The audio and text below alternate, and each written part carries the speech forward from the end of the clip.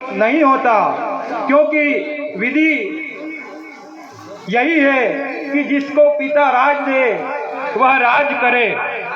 इसमें कोई गलत नहीं है। फिर भी तुमने यह निर्णय लिया, यह अति उत्तम है। दुख का कारण तो सिर्फ यही है कि प्रभु श्री राम जी को वन गमन हुआ, इसी के कारण सारे संसार को दुख हुआ। फिर भी तुम अपने मन में किसी प्रकार की शंका न रखो। तुम तो प्रभु श्री राम की छाया हो, उनके हृदय में निवास करते हो।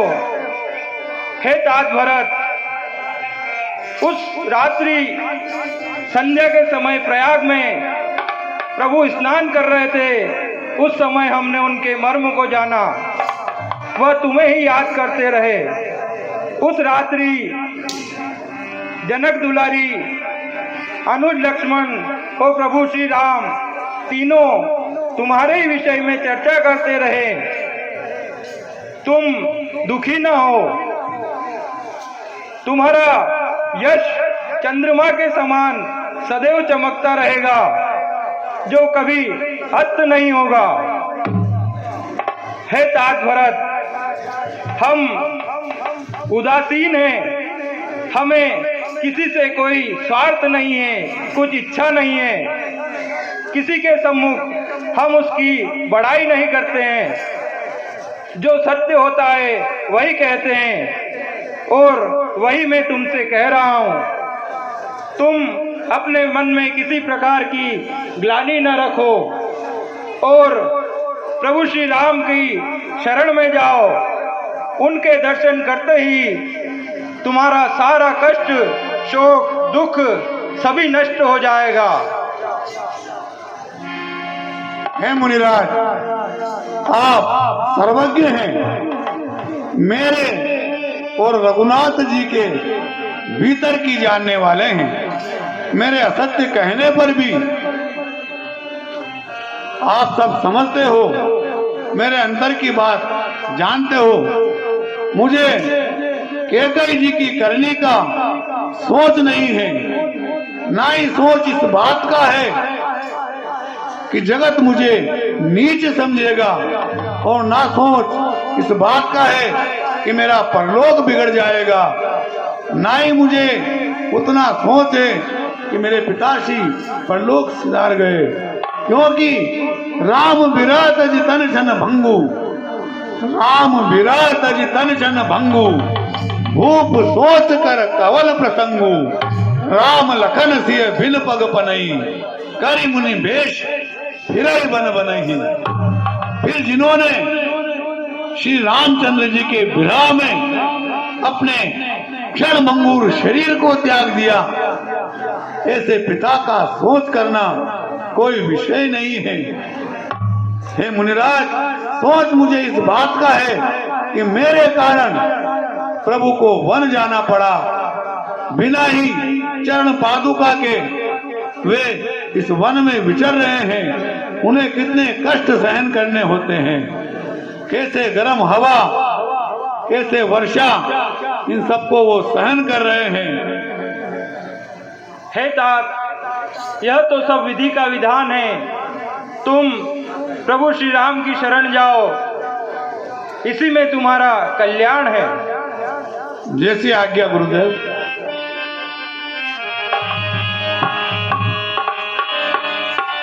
हाँ साहब, ये 50 रुपए। ना बिसरू राम को चाहे दुनिया बिसरी जाए, दुनिया बिसरी जाए।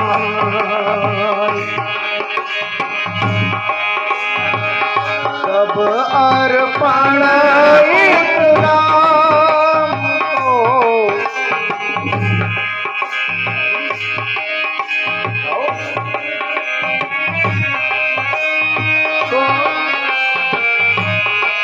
अर्पण उस नाम को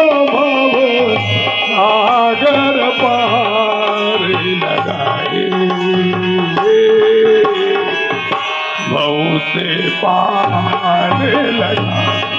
भैया राम, मैं आपके नाम को कैसे बिसर सकता हूँ भैया? मैं आपके बगैर जीवित कैसे रह सकता हूँ भैया? वो ही दाता भाग्य विधाता और कहीं क्यों जाए।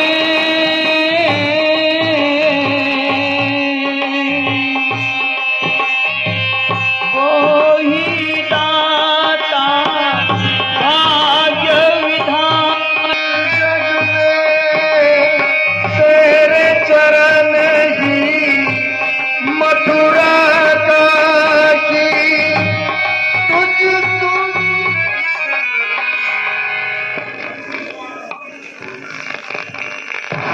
प्रभु की जय हो।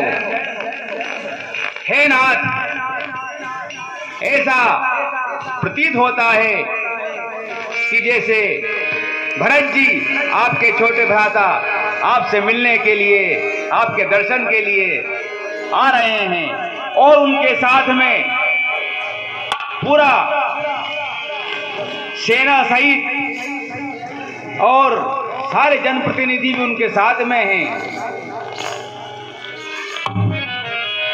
सुनो भ्राता, आपका चहेता भरत सेना और वो भी चतुरंगिणी सेना लेकर हमें वन में निसहाय जान हमसे युद्ध करने आता है। हे भाई शीघ्र आज्ञा दो, भाई को अब समझूंगा मैं। अन्याय न्याय पर चढ़ता है, यहाँ कैसे होने दूंगा मैं।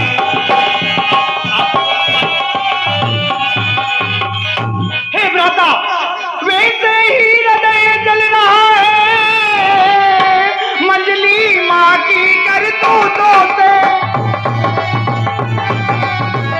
क्या दुख है राज छूटने का, पूछे कोई रजपूतों से।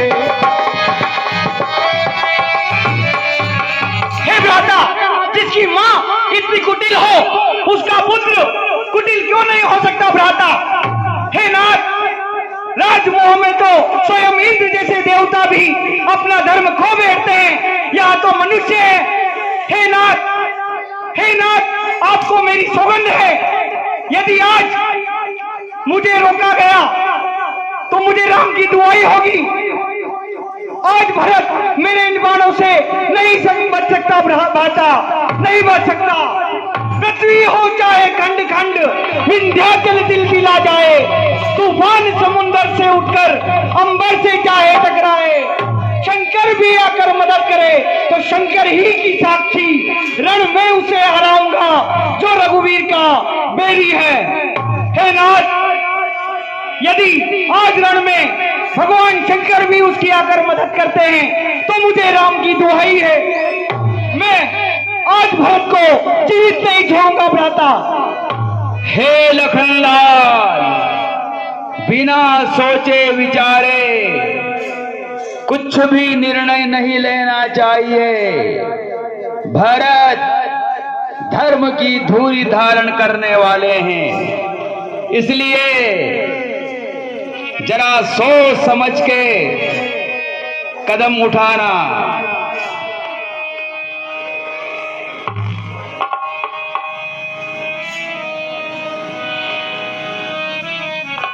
हे भैया लक्ष्मण, तुमने नीति तो बड़ी सुंदर कही है। राज्य का मत बड़ा कठिन मत होता है, किंतु हे भाई सुनो, भरत शरी का उत्तम पुरुष इस ब्रह्मा की सृष्टि में ना तो कहीं देखा गया है और ना ही कहीं सुना गया है। भरत जैसा उत्तम पुरुष ना तो हुआ है और ना अब होने को है। अयोध्या के तो राज्य की बात ही क्या है, स्वयं ब्रह्मा विष्णु और महेश का पद पाकर भी भरत को कभी राजमद नहीं हो सकता। और है सुनो भाई, आकाश चाहे बादलों में समा जाए, ये पृथ्वी अपनी स्वाभाविक सहनशीलता को छोड़ दे, मच्छर की फूंक से सुमेरु पर्वत उड़ जाए, जो नहीं हो सकता है वो सब हो जाए, किंतु है भाई फिर भी भरत को कभी राजमत नहीं हो सकता, नहीं हो सकता, नहीं हो सकता।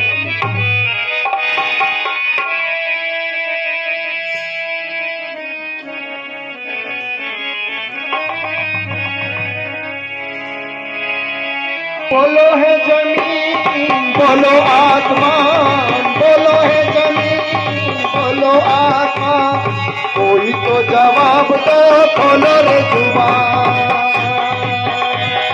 बोलो है जमीन, बोलो आसमान, बोलो है जमीन, बोलो आसमान, कोई तो जवाब दो, खोलो रे जुबान। कौन सी दिशा में गए मेरे भगवान, कौन सी दिशा में गए मेरे भगवान।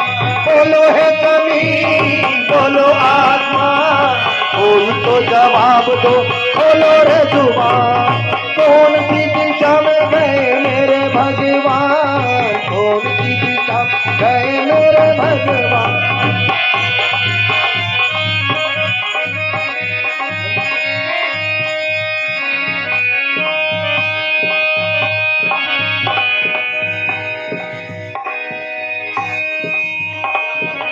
भैया राम, भैया राम, भैया भरत आपको प्रणाम कर रहे हैं।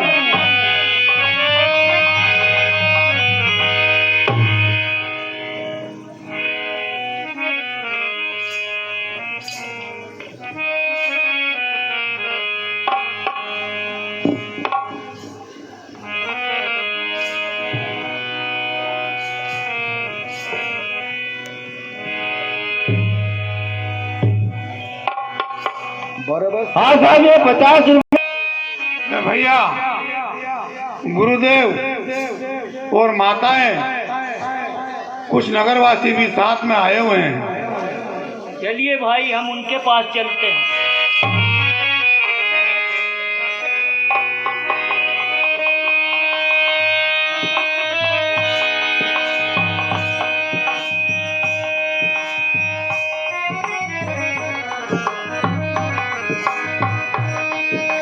मिल प्रेम रिपु सुदन ही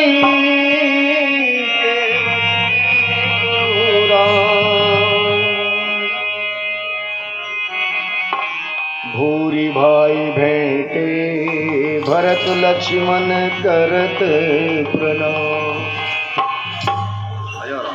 हे परम पूज्य गुरुदेव, ये माताएं अमंगल वेश में कैसी दिखाई दे रही हैं?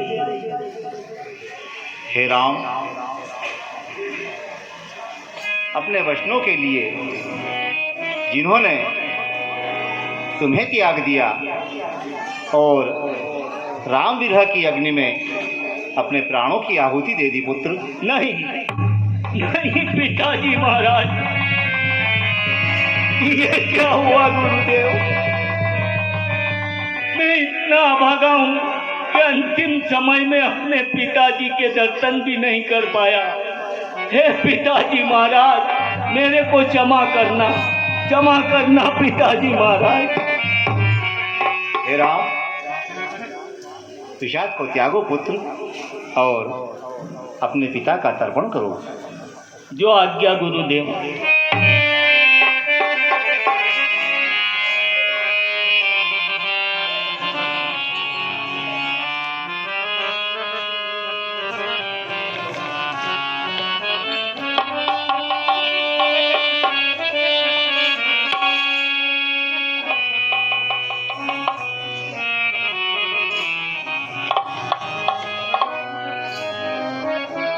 आप सब बड़ी लंबी दूरी की यात्रा कर कर आए हैं, अतः आप सब विश्राम कीजिए।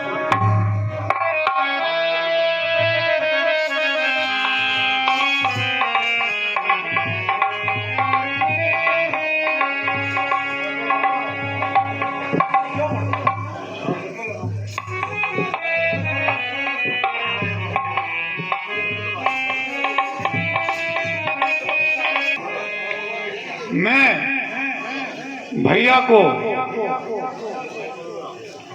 अयोध्या लौटने का प्रस्ताव किस तरह से रखूं, मुझे कुछ समझ में नहीं आ रहा। कहीं ऐसा तो नहीं कि प्रभु मुझसे नाराज हैं? ऐसा नहीं हो सकता। वे सेवक के अवगुणों को चित्त न रखते, कृपालु हैं। जब मैं बचपन में हार जाता था, हारे हुए को भी वे जिता दिया करते थे। मैं जानव निज नाथ स्वभाव, अपराध